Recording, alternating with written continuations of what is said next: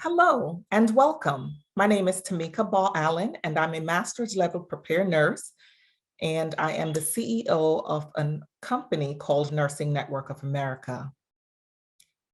I am here today for the Georgia Wellness Summit to discuss suicide, the elephant in the room.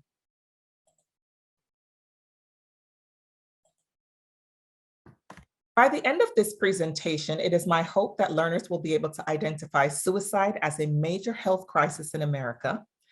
We'll be able to identify populations at increased risk of suicide and be able to describe risk factors associated with suicide. We will also be able to identify evidence-based risk mitigating factors to decrease the incidence of suicide. So let's begin by talking about what is suicide. According to the National Institute of Mental Health, suicide is defined as death that results from self-injurious behavior with the intent to die. So what I want to point out here is that suicide has cause, which is a self-injurious behavior. It has intention, which in this case is the intention to die. And then there is a result, which in this case is death. According to Lippincott, suicide is the voluntary act of ending one's own life. And suicidal ideation is when a person thinks about suicide, considers it, or plans suicide. The definition of suicide does not take into account the complexity of mental illness and various situational factors. Suicide is a respecter of no one. It affects all age groups, all social classes, all cultures. No one is immune. Let's talk about the suicide rates in America. The National Institute of Mental Health says that suicide is among the leading causes of death in the United States. And unfortunately, these statistics are on the rise. In 2019, suicide was the 10th overall leading cause of death for individuals of all ages. In terms of age, it is the second leading cause of death for individuals ages 10 to 34, second only to unintentional injuries. In terms of gender, if we look at the current chart, we will see here that females and males, these are the number of deaths per 100,000 standard population, and then the total number of deaths is represented here in the middle. Why is it that you think that males would have a higher rate of death compared to females? I want you to think about that for a moment. This is due to the fact that males tend to use more lethal and irreversible means to end their life. According to research by Hedegaard, for males, there has been an increase in the rate of suicide by firearm and suffocation. For females, traditionally, we saw a high percentage of deaths being attributed to poisoning, but what we are now seeing is a trend where there's an increase in the use of firearm and suffocation. And suffocation includes hanging, asphyxiation, strangulation, and other means of suffocation. So the means of ending their life is changing. Okay, people in general tend to be using more lethal forms, which access to firearms could be a whole nother conversation. Let's talk about how race is affected. On this chart, we see past year suicidal thoughts, which again is suicidal ideation, compared to suicide attempts for adults in the United States for the year 2020. What we see is in terms of suicidal thoughts that American Indians or Alaska Natives have the highest percentage of individuals who reported suicidal thoughts. That is followed next by whites, then Hispanics, and African Americans. In terms of suicidal attempts, these are represented here in green. And for the past year, suicide attempts, Native Americans Native Hawaiians or Pacific Islanders have the highest rate of actual suicide attempts. That is followed next by their Caucasian counterparts.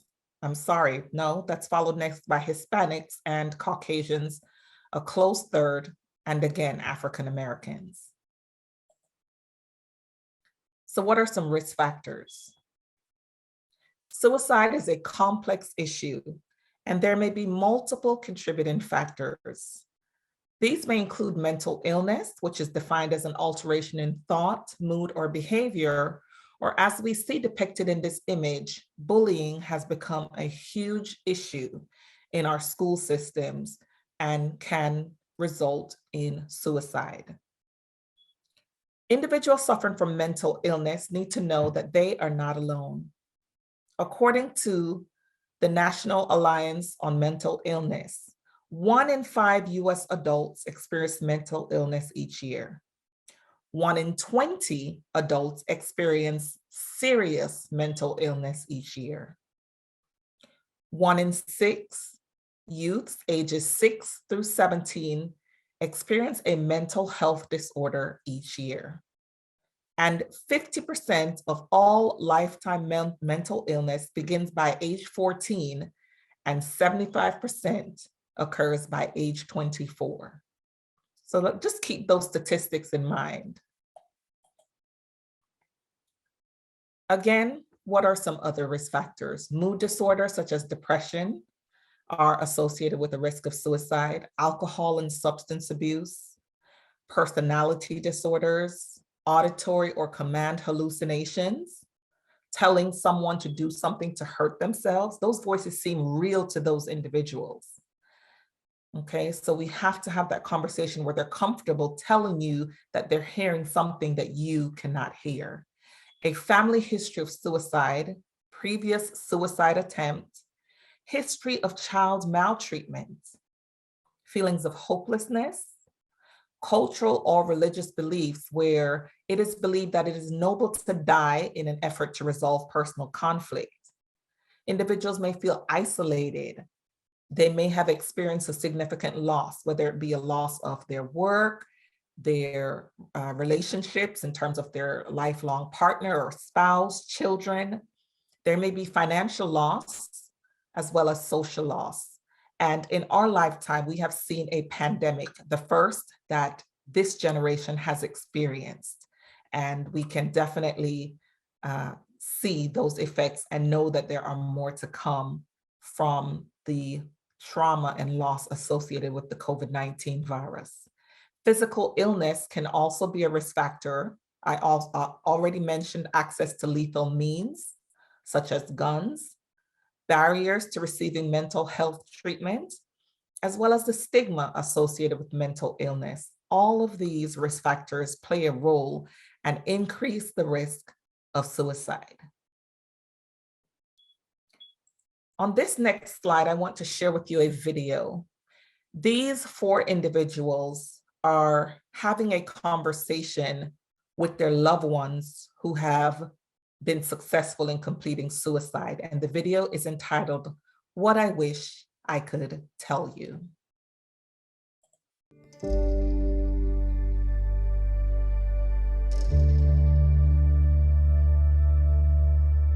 Dear Noreen. Dear Alex. Hey, Veronica. Dear Pops. You were my bestest childhood friend. You were a second mom to me. You were the best brother. The whole family told me we're very similar. She was like, "Oh, I look just like your daddy." We called you Tricky Alex because of all the pranks that you'd pull on us. The main entrance to your house was that stairway, and you would always run down, "Jessica!" Everybody say you can't dance. And they show me little videos of you. You just be grooving. Remember when you would scale the walls in the kitchen? And when someone would come around the corner, you'd be there in the middle of the doorway, waiting to surprise us. You had got a Sir Mix-a-Lot tape, and we all listened to it in your room when you opened it, and we were just jamming, having a good time. You had the most beautiful garden. It was a lot of work all the time with me and my friends. If you were here today, I would imagine you still probably volunteering, even with helping the elderly. I would imagine you would be a doctor. You would be teaching art, absolutely. I would be in your class. Going to the library together. I know you like reading. You'll be helping me with my career. You're just full of energy and a lot of life. When I found out about your passing, I was at home by myself after school. The doctor came in and he said you were gone. But I thought you had a heart attack. Towards high school, she told me the truth. She was like, well, your father died. He had overdosed on pills or whatever. And we were supposed to see each other that weekend. So I broke down in tears, confused, mainly because I had just spoken to you. And I wanted to physically save you. I wanted to save you. And I didn't really know what to do. A lot changed. I grieved a lot. It was like a complete void at that time. I just don't understand how you could take your life like that, you know? Did you think about us? Or maybe you didn't, so it wouldn't change your mind? There's just so much pain. It's unbearable pain. I got angry because my best friend, your daughter, changed after that. Until this day, every time I step foot in that house, I still look up those stairs. I still hear your voice. Your dad is still looking for peace. I wish you were here today because there's ways that we still need you. I know I need you because, like, I'm still a young man. I got a long ways to go. I wish I knew why you felt the need to just completely leave. Somewhere in the decision-making process, you figure that everyone would be better without you, and that's not true. You were a good son. You were a good friend. You know you were loved, you feel me? You the heart of the family. You matter. You always did. You always will. Alex, you were a little brother. You were full of life and full of energy. You were a good person. I know you're with me every day. Love you, old buddy. And I love you. I love you. And I will always treasure our friendship. And for that, I love you. I love you, I love you, I love you.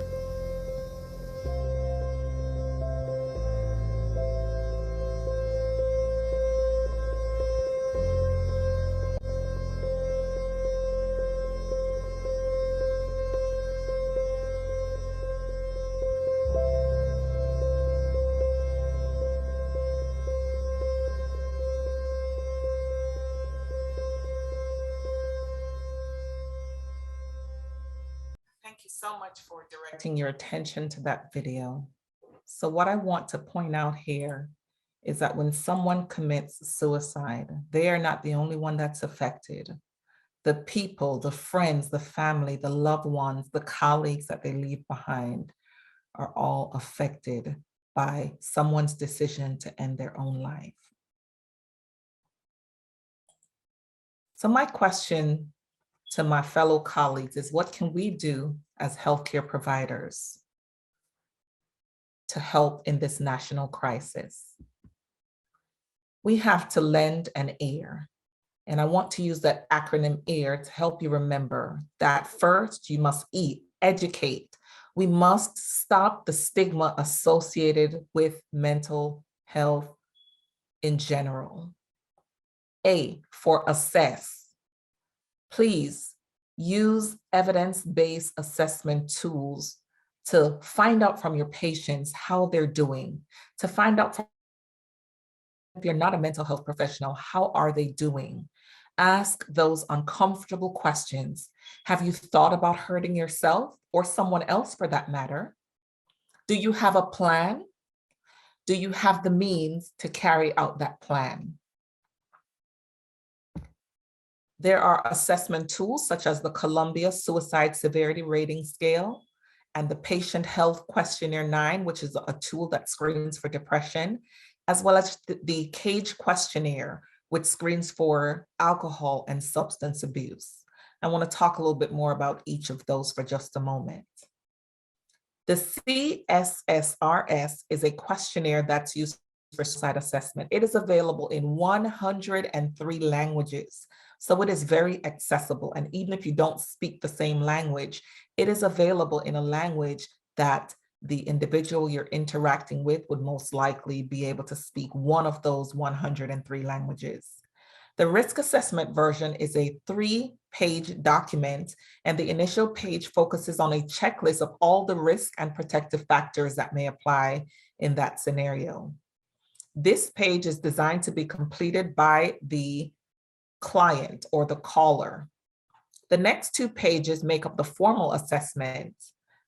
The CSSR risk assessment is intended to help establish a person's immediate risk of suicide and is used in an acute care setting.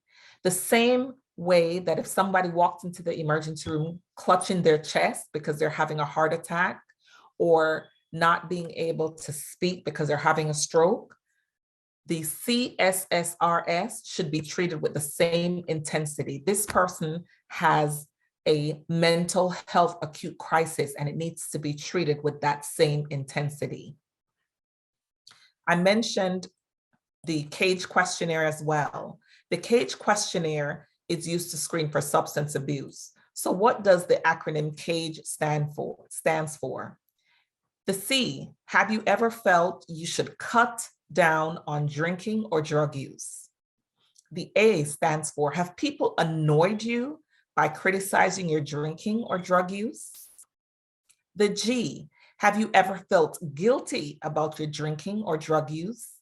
And the E, have you ever taken a drink or used drugs even in the morning to steady your nerves or to get rid of a hangover? Do you need an eye opener?